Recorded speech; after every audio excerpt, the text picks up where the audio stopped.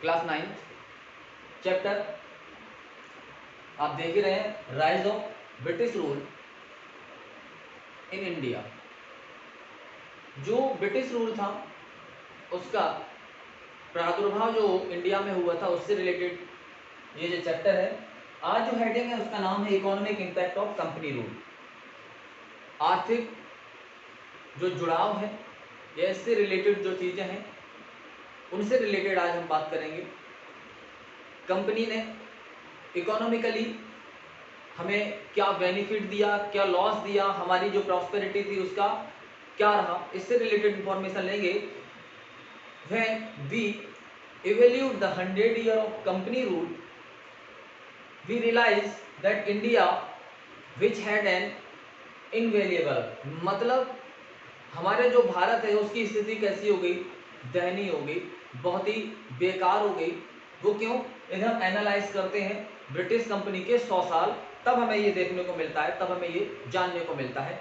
उससे पहले the position in the world, पूरे वर्ल्ड में हमारी जो पोजीशन थी या इंडिया की जो पूरे वर्ल्ड में पोजीशन थी वो कैसी थी? बहुत ही प्रॉस्पेरिटी वाली थी, ग्लैड वाली थी, इंपोर्टेंसी वाली थी। But after the British rule हमारी जो पोजीशन थी वो कैसी हो गई? सिर्फ रॉ मटेरियल से रिलेटेड रह गई। हम सिर्फ एक इकोनॉमिकल या हम कह सकते हैं बिजनेस मटेरियल से संबंधित ही रह गए थे। हमारी जो इंपोर्टेंसी थी वो सिर्फ कहाँ तक सिमट के रह गई?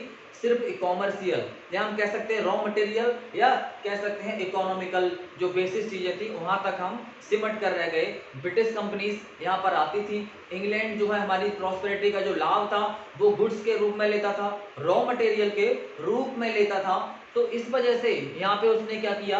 गुड्स को, प्रोडक्ट को, यहाँ पे क्या किया? गुड्स को और प्रोडक्ट को बनाना शुरू किया, यहाँ पर फैक्ट्रीज को स्टेबलाइज करना शुरू कर दिया। और इस तरह से जो बंगाल या जो इंडिया था किसी समय book, author, culture, heritage, prosperity से लेकर के स्पाइस, रॉ मटेरियल, गुड्स, इन सब के लिए, आर्ट्स, सब के लिए जाना जाता था। वो सिर्फ और सिर्फ एक क्या बन के रह गया?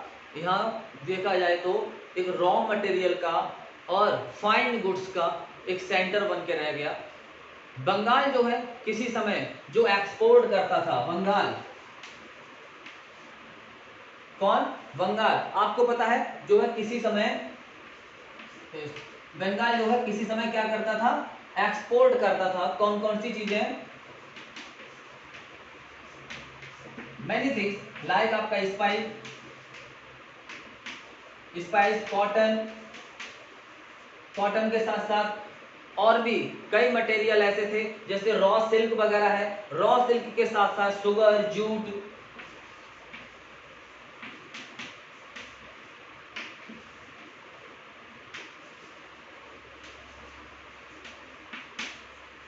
ये सब क्या करता था? बंगाल यहाँ से एक्सपोर्ट करता था, मुस्लिम करता था। एक्सपोर्ट मुस्लिम आप जानते होंगे, मुस्लिम होता है एक टाइप ऑफ टेक्सटाइल, एक कपड़े का ही एक प्रकार है।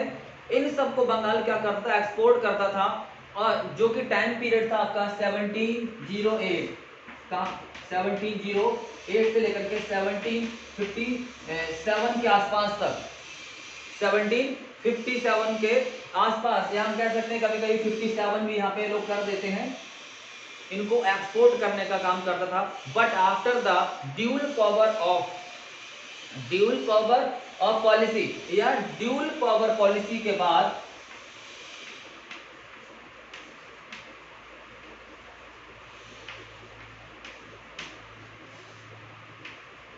बंगाल जो है क्या? एक सिर्फ बिजनेस कह सकते हो स्पॉट बन के रह गया था। क्यों? क्योंकि ड्यूल बिजनेस पावर के अनुसार क्या था? बंगाल के अंदर जो पावर थी उसमें पावर को दो भागों में डिवाइड कर दिया गया था। ताकत को क्या कर दिया गया था? दो भागों में डिवाइड कर दिया गया था। सबसे पहले तो एक रेवेन्यू पावर और दूसरा था एडमिनिस्ट्रेशन पावर।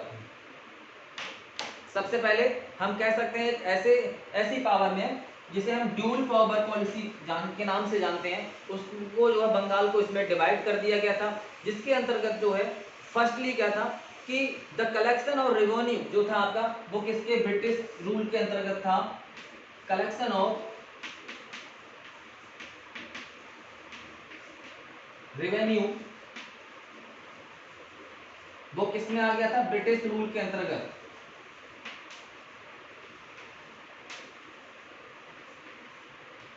कलेक्शन जो था रेवेन्यू का वो ब्रिटिश रूल के अंतर्गत था। बट सेकेंडरी यदि हम बात करें जैसे कि वेलफेयर की बात करें तो वो जो है जो हमारे यहाँ इंडिया में नवाब थे उनके अंडर में था रेवेन्यू, किसके, ब्रिटिश रूल के, और वेलफेयर नवाब के अंडर में था। वेलफेयर किसके, नवाब के अंडर में था। तो इस तरह से जो ये ड्यूल पावर पॉलिसी थी, मींस अब जो ताकत थी वो डिवाइड कर दी गई थी, दो भागों में डिवाइड कर दी गई थी। पहला जो पार्ट था वो था कलेक्शन ऑफ रेवेन्यू। ये जो कलेक्शन ऑफ रेवेन्यू था मींस कह सकते हो ये इकोनॉमिकल जो बेनिफिट था, इकोनॉमिकल सब्सटेंस से रिलेटेड जो भी चीजें थी वो सब किसके अंडर में आ गई थी, ब्रिटिश रूल। वेलफेयर किसके अंडर में आ गया था, नवाब के अंडर में। या ऐसे भी कह सकते हो पावर किसके पास आ गई थी, ब्रिटिश रूल या ब्रिटिश कंपनी के पास, लेकिन वर्ग किसके पास आ गया था, नवाब के पास।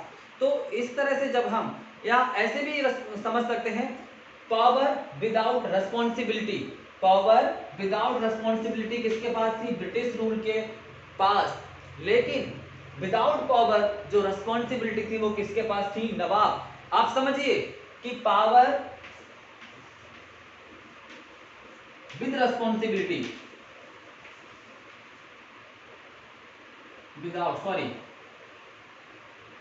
Power without responsibility,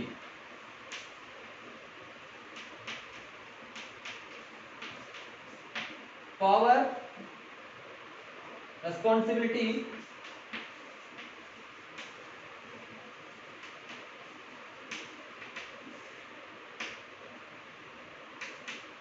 without power.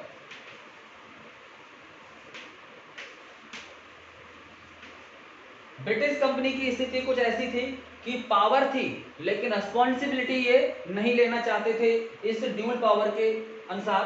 दूसरा, इंडियन जो भारतीय जो नवाब थे उनकी स्थिति कुछ ऐसी थी कि उनके पास रिस्पॉन्सिबिलिटी थी बट विदाउट पावर। तो ऐसी स्थिति में बंगाल को चलाना मुश्किल हो गया था। यह बंगाल जो है पूरी तरीके से कैसा हो गया था, कंगाल हो गया था। या हम ऐसे कह सकते हैं यहाँ पर पावर या नवाब की स्थिति बहुत ही दयनीय हो गई थी।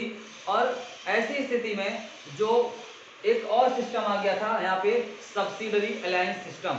क्या आ गया था, सब्सिडरी अलायंस सिस्टम। और इस सब्सिडरी अलायंस सिस्टम ने क्या कर दिया, बंगाल को पूरी तरह रियून करके रख दिया। रियून मतलब तबाह करके रख देना। क्या किया, पूरी तरह से बंगाल को तबाह कर दिया इकोनॉमिकली। कौन सी स्थिति से, इकोनॉमिकली बंगाल को तबाह करने का काम किया। यहाँ के देखा गया कि अनफेयर रेवेन्यू जो कलेक्शन हो रहा था लगातार, एक ऐसा कलेक्शन जो कि अनफेयर था, रेवेन्यू जो लगातार लिया जा रहा था यहाँ के जो पीजेंट थे उनसे, वो अनफेयर होने की वजह से हमें ये भी देखने को मिलता है जो पीजेंट थे यहाँ के जो किसान थे वो कैसे हो गए थे, डेबिटर्स हो गए थे। देखो डिबेटर होना मतलब कर्जदार हो जाना। क्या हो गए थे, कर्जदार हो गए थे। मीन्स जब आप अनलिमिटेड तरीके से कलेक्शन करेंगे रेवेन्यू का, दूसरा आप ऐसी पॉलिसीज का इस्तेमाल करेंगे जो अनफेयर हो, तो एक बहुत ही सिंपल सी बात है कि ऐसी स्थिति में जो पीजेंट होंगे, जो किसान होंगे, उनकी स्थिति तो दयनीय हो ही जाएगी या खराब तो हो ही जाएगी। So the British government imposed unfair taxes on the peasant and citizen। दूसरा हम ये भी जानते हैं कि इंडियन जो क्लॉथ इंडस्ट्री थी उस क्लॉथ इंडस्ट्री पर भी अनफेयर तरीके से टैक्सेस लगाए गए, रेवेन्यू कलेक्ट किया गया। तो इस तरह से जो क्लॉथ इंडस्ट्री थी, टेक्सटाइल इंडस्ट्री थी, वो भी पूरी तरह से कैसी हो गई थी, बेकार हो गई थी, है ना। उसकी भी अपनी कोई वर्क करने की कैपेसिटी नहीं रही थी। And at of the various जो है district food practice to rerun the industries. कई ऐसे जो हम कह सकते हैं डिसिप्लिन जो है वर्क किए गए थे, या ऐसा इसको जो डिस्ट्रॉय करने के लिए कई ऐसे वर्क किए गए थे जिससे कि यहाँ की जो इंडस्ट्री है, चाहे वो क्लॉथ मतलब टेक्सटाइल हो, या अदर टाइप ऑफ इंडस्ट्री हो, स्पाइस हो, या सिल्क हो, कॉटन हो, हर इंडस्ट्री को इन लोगों ने क्या किया था, अनफेयर तरीके से रेवेन्यू लगाकर, टैक्स लगाकर, और जो है उन पर कई ऐसी पॉलिसीज को लगाकर जो कि उनके फेवर में नहीं थी, बर्बाद कर दिया। तो यहाँ से हमें देखने को मिलता है कि जो हम इन 100 ईयर्स के बारे में समझें तो ये पता चलता है कि बिफोर 100 ईयर हम बहुत ही प्रॉस्पेरिटी के साथ जो है हमें ग्लैड करने के का मौका मिलता था, लेकिन अब 100 ईयर आफ्टर 100 ईयर हमें क्या मिला, कह सकते हो कि जो है टैक्सेस मिले, रेवेन्यू मिले, और जो ऐसी पॉलिसीज मिली जिन्होंने इंडियन जो इंडस्ट्रीज थी उसको पूरी तरीके से क्या किया, डिस्ट्रॉय कर दिया।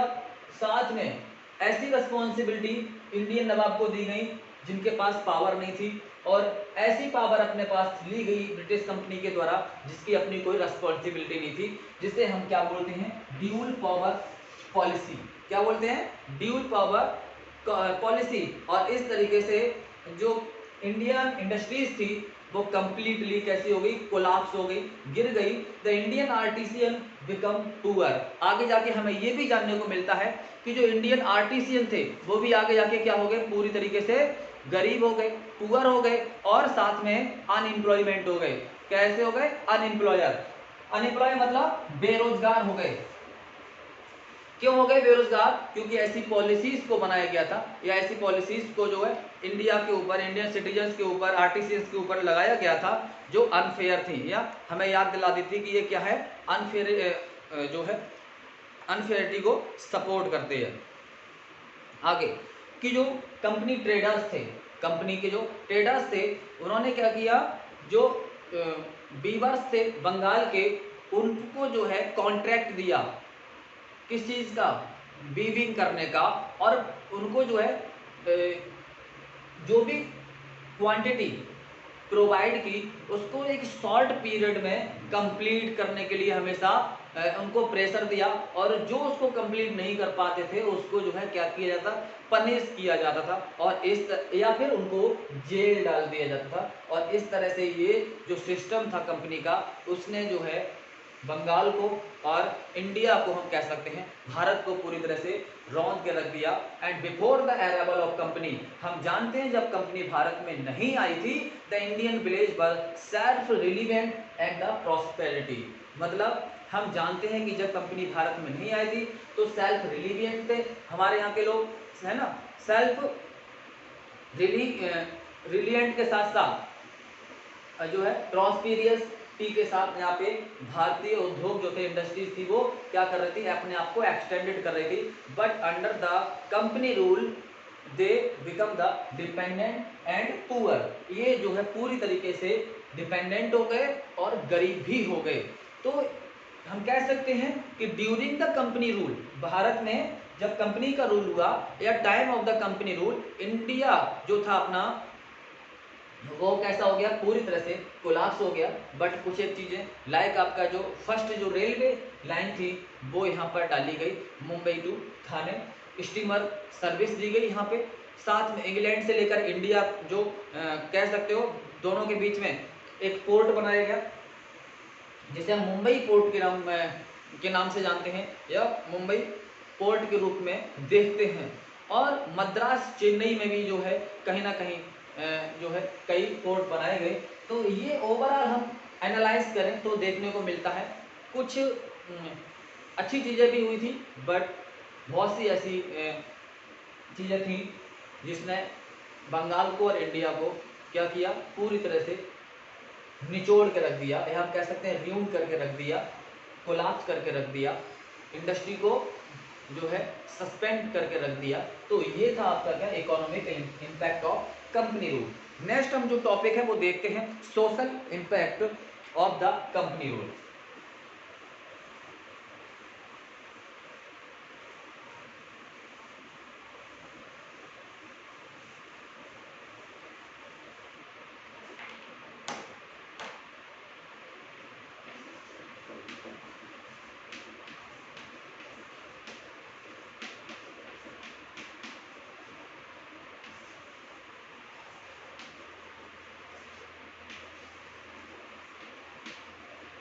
Social impact of company rule, क्योंकि सिर्फ एक किसी भी सोसाइटी के सिर्फ इकोनॉमिकल इम्पैक्ट ही नहीं हो सकते हैं, कुछ क्या रहते हैं, सोशल इम्पैक्ट भी रहते हैं। तो आज हम जो आगे का ये टॉपिक है ये सोशल इम्पैक्ट से रिलेटेड है, हम समझते हैं, देखते हैं। तो ड्यूरिंग द ब्रिटिश एडमिनिस्ट्रेशन, जब ब्रिटिश एडमिनिस्ट्रेशन था, the spirit of freedom of speech and thought the develop among people in the development of the newspaper. जैसे ही भारत में ब्रिटिश कंपनी का साम्राज्य का उदय हुआ, या यहाँ पे जैसे ही एडमिनिस्ट्रेशन का उदय हुआ, तो यहाँ पे जो स्वतंत्रता थी किसकी, स्पीच की, थॉट्स की, वो जो है कहीं ना कहीं वो किसके रूप में निकलने लगी, वो न्यूज़पेपर के माध्यम से निकलने लगी, पैम्पलेट्स के माध्यम से निकलने लगी, है ना।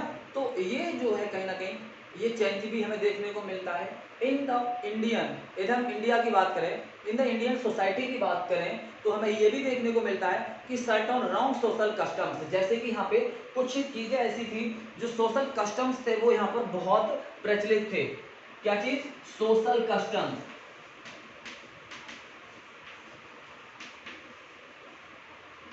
सोशल कस्टम्स कुछ ऐसे थे जो यहाँ प्रचलित थे, कुछ ऐसी बिलीफ थी, कुछ ऐसी बिलीफ थी, कुछ ऐसे विश्वास थे, साथ में जो है कुछ रीड्स, हम कह सकते हैं कि दूसरे शब्दों में ऐसे कह सकते हैं, रीड्स कह सकते हो या रिचुअल बोल सकते हो,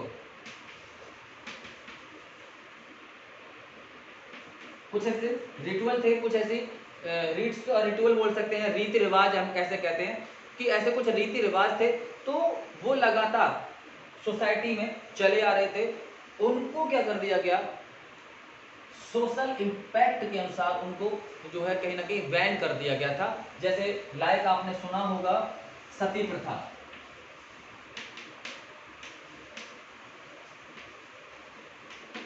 सती प्रथा आपने बहुत अच्छे से सुना होगा। डेफिनेटली यदि हम बात करें इस प्रथा की, यदि हम इस सिस्टम की, तो ये क्या है, एक सोशल जो है रिचुअल्स है, बहुत ही हम ऑर्थोडॉक्सियल जो सोसाइटी होती है उसमें इस तरह की जो बिलीफ्स हैं वो पाई जाती हैं। दूसरा जैसे चाइल्ड मैरिज,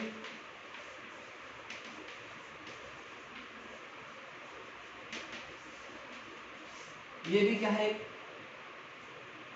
सोशल बिलीफ थी, एक विश्वास था कि भाई जो मैरिज है बच्चों की वो छोटे पर ही क्या कर दी जाए, तय कर दी जाए या कर दी जाए। तो इस तरह की जो स्थिति थी, या फीमेल इन्फेंटिसाइड्स था, फीमेल इन्फेंटिसाइड मतलब भ्रूण हत्या कर देना, किसी बच्चे की माँ के पेट में ही हत्या कर देना, ऐसी जो चीज़ें थी, या जो है और भी कई ऐसी चीज़ें थी जिनको यहाँ के उस समय के जो रिवोल्यूशनर थे, लाइक आपके राजा राम मोहन राय थे, या जो है आपके बहराम जी मालवारी थे, उन्होंने क्या किया, इनको बैन करने का कार्य किया, या जो ब्रिटिश सोसाइटी थी, ब्रिटिश एडमिनिस्ट्रेशन था, उसको जो है इससे लेकर के जो भी डिबेट हो सकता था किया, और इस पे जो भी रूल्स रेगुलेशन बन सकते थे उनको जो है अपने प्रोपेगेट तरीके से उसको स्टार्ट कराया। तो गाइस ये जो फ्रेमवर्क थे या जो इस तरीके जो कार्य किए गए थे वो सोशल इम्पैक्ट के अनुसार देखा जाए तो काफ़ी जो है इंडियन सोसाइटी में बेहतर साबित हुए। और यहीं से कई ऐसे एडमिनिस्ट्रेशन वर्क किए गए, लाइक आपका यहाँ पे एक सिस्टम और चला गया था, लॉर्ड मैकाले के तौर तरीकों को स्थान दिया गया। लॉर्ड मैकाले की जो है ब्रिटिश एजुकेशन जो सिस्टम था,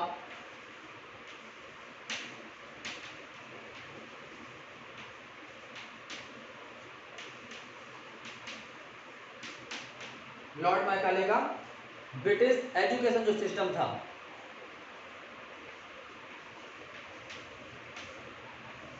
देखिए लॉर्ड मैकाले क्या था, गवर्नर जनरल था। तो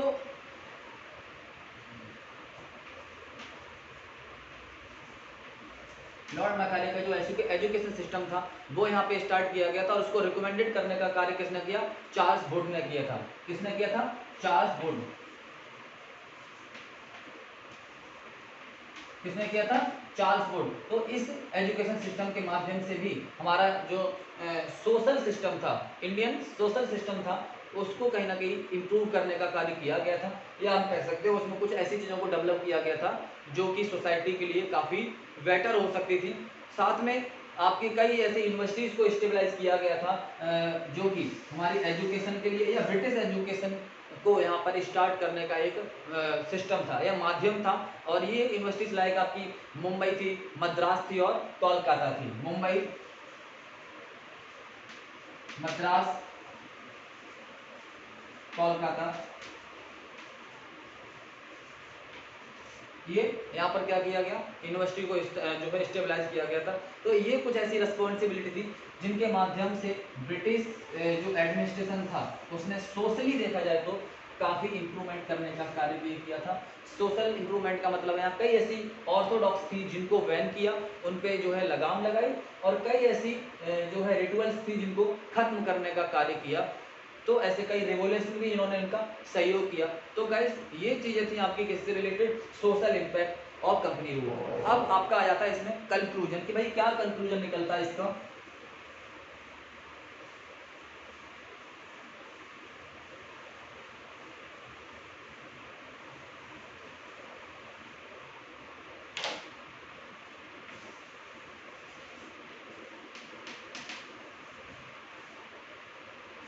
यदि हम कंक्लूजन की बात करें, निष्कर्ष की बात करें, तो निष्कर्ष क्या निकलता है? निष्कर्ष ये निकलता है कि कंपनी जो भारत में आई थी, जो British east India company Bharat में आई थी, वो उसका मकसद था यहाँ की जो प्रॉस्पेरिटी और ट्रेड अपॉर्चुनिटी। क्या मकसद था यहाँ पे? प्रॉस्पेरिटी, इंडियन प्रॉस्पेरिटी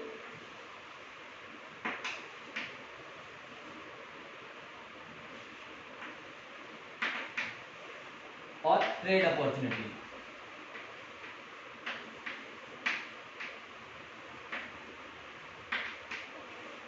जो ब्रिटिश कंपनी थी उसका जो है बेसिक जो उसकी मैथोलॉजी थी वो थी कि हम यहाँ पर क्या करेंगे? इंडियन प्रॉस्पेरिटी का लाभ उठाएंगे। दूसरा, यहाँ पे जो ट्रेड अपॉर्चुनिटी है हम उसको देखेंगे। बट उन्होंने यहाँ पे किया क्या?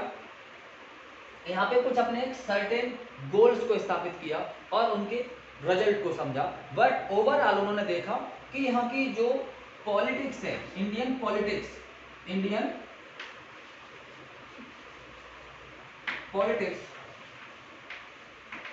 वो कैसी है? बहुत ही वीक है। तो उन्होंने इंडियन पॉलिटिक्स का या यहाँ का जो एडमिनिस्ट्रेशन था उसकी वीकनेस का लाभ उठाया और यहाँ पर वो क्या बन बैठे? रूलर। क्या बन बैठे? यहाँ के रूलर बन बैठे। किस चीज का? इंडियन जो पॉलिटिक्स की उसकी वीकनेस का लाभ उठाया। इंडियन पॉलिटिक्स की वीकनेस का लाभ उठाया और यहाँ के रूलर बन बैठे। ओवरऑल सिर्फ हम पॉलिटिक्स की बात नहीं करते हैं, यहाँ पे हम देखते हैं कि उन्होंने यहाँ की पॉलिटिक्स, इकोनॉमिक, सोशल और कल्चरल, किन चीजों का? इकोनॉमिकल, भाई इकोनॉमिकल अपॉर्चुनिटी के लिए तो वो यहाँ पर आए थे। तो economical, social weakness, economical, social and political,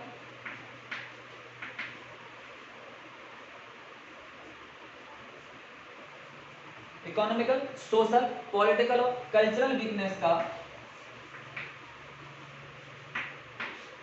जो है क्या किया? बेनिफिट उठाया और यहाँ के क्या बन गए? वो रूलर बन गए। तो कंक्लूजन ये निकलता है कि सोसाइटी, जो जैसी सोसाइटी होती है, डिपेंड करता है आपके रूल का, आपका ये डिपेंड करता है कि उस सोसाइटी में कैसे रूलर है, कैसा एडमिनिस्ट्रेशन है, कैसी सोसाइटी है, कैसी पॉलिटिकल वहाँ की क्राइटेरिया है, कैसा कल्चरल वहाँ का जो सिस्टम है। ये सब डिपेंड करता है कि आप आगे जाके क्या करेंगे। तो ब्रिटिश कंपनी का यहाँ मकसद सिर्फ था इंडियन प्रॉस्पेरिटी को ध्यान देना और ट्रेड के लिए एक अपॉर्चुनिटी तैयार करना। बट उन्होंने यहाँ की वीकनेस का लाभ उठाकर वो यहाँ के क्या बन गए? जो है रूलर बन गए। तो अपॉर्चुनिटी यहाँ पे कैसे मिली? यहाँ की वीकनेस से मिली। तो कंक्लूजन निकलता है कि जो सोसाइटी कमजोर होती है, वीक होती है, तो उसका लाभ उठाने के लिए कोई ना कोई तैयार रहता है। और इंग्लैंड ने उसका लाभ उठाया, और इंडिया ने क्या किया, जो है अपनी जो वीकनेस थी उसको जो है क्या किया, जो है इंडिया को उसकी कॉस्ट चुकानी पड़ी, मतलब अपनी वीकनेस की एक बहुत बड़ी कीमत चुकानी पड़ी। और कई यहाँ पर देखा गया कि जो है रिफॉर्म करने की जरूरत थी, जो कि किसने किए, ब्रिटिश कंपनी के द्वारा किया, ब्रिटिश रूलर्स के द्वारा किए। यहाँ के एडमिनिस्ट्रेशन का इन्होंने लाभ उठाया और यहाँ के क्या बन गए, रूलर बन गए। तो इनडायरेक्टली हम कह सकते हैं कि indirectly prove to be beneficial for India, ये भी कह सकते हैं, बट डायरेक्टली हम ये भी कह सकते हैं ये जो है कोई बेनिफिशियल नहीं था। इनडायरेक्टली तो ये इंडिया के लिए बेनिफिट हो सकता था कि भाई इन्होंने इसका लाभ उठाया इकोनॉमिक, सोशल और पॉलिटिकल पिक्चर का, लेकिन डायरेक्टली देखा जाए तो कहीं ना कहीं ब्रिटिश ने इनका फायदा उठाया और अपना एडमिनिस्ट्रेशन क्या किया, यहाँ पे स्टेबलाइज किया, और इसको पुअर बनाने में, इसको रियून करने में पूरी तरीके से उन्होंने अपना इस्तेमाल किया, यहाँ की वीकनेस का इस्तेमाल किया। ये जो है आपको समझना पड़ेगा। तो गैस ये चैप्टर यहाँ पे क्लोज होता है। तो नए चैप्टर के साथ मैं आपको फिर मिलूंगा, तब तक के लिए नमस्कार।